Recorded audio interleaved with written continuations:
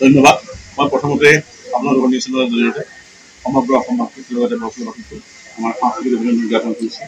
আমি অসম ৰাজ্য সন্মিলন বৰপেটা শাখা সমিতি নিউজ বজাৰ যুৱ সংঘৰ সজনো আমি এইবাৰ দ্বিতীয় বৰ্ষৰ বাবে আমি ছাত্ৰ ছাত্ৰীসকলৰ মাজত আমাৰ যুৱক যুৱতীসকলৰ মাজত সকলোকে লৈ আমাৰ গুৰুজনাৰ যি অনবদ্য কালজয়ী সৃষ্টি ভাওনা সংস্কৃতিৰ ওপৰত আমি গ্ৰীষ্মকালীন কৰ্মশালা অনুষ্ঠিত কৰিছিলোঁ। পষেকীয় কৰ্মশালাৰ আজি পৰিসমাপ্তি ঘটিছে। আজি সমাৱৰ্তনৰ অনুষ্ঠানৰ লগত সংগতি ৰাখি আমি আমাৰ এই অঞ্চলৰ আঞ্চলিক ভিত্তিত মহিলাসকলে সন্মিলিতভাৱে এখন ভাওনা পৰিৱেশন কৰিবলৈ ওলাইছে। ভাওনাখনৰ নাম মহিলাসকলৰ উৎসাহ দেখি সকলোৱে আনন্দ লাগিছে।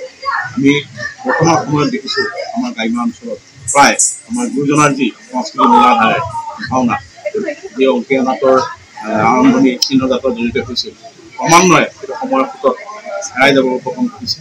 সেয়েহে নৱপ্ৰজন্মক ইয়াৰ প্ৰতি আকৰ্ষণ কৰাৰ উদ্দেশ্যে আমি আচলতে এনে প্ৰস্তুতি অব্যাহত ৰাখিছোঁ। আমি সহায় যথেষ্ট পাইছোঁ আৰু আজি তাৰ সফল আমি ভাওনাখন আগবাঢ়িছোঁ। আমি আপোনালোকক জনাবলৈ সুখী হৈছোঁ। এই ভাওনাখনত সকলো মহিলাই আন্তৰিকতা অভিনয় কৰিছে আৰু এখন ৰাইজক উপভোগ কৰিবলৈ সক্ষম হয় বুলি আমি আশা ৰাখিছোঁ।